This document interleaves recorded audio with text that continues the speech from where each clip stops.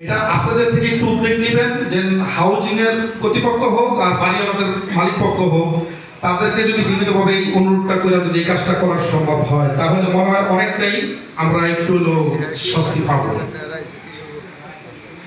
আর বিশেষ করে কি বলবো, এখানে সবাই বলছেন তুরাগ হাউজিং এ অনেক মাদক আস্থা আছে, এটা আপনাদের প্রশাসন এই ভিডিওর কেউ জানতে পারে, থানার লোকেও জানে, এলাকার লোকজন জানে। এই মাদকের ব্যবসাগুলো যদি ওইখান থেকে উত্তোলন করা হয়, তাহলে ওই কিশোরগঞ্জ চাঁদাবাজগুলো কমে যাবে।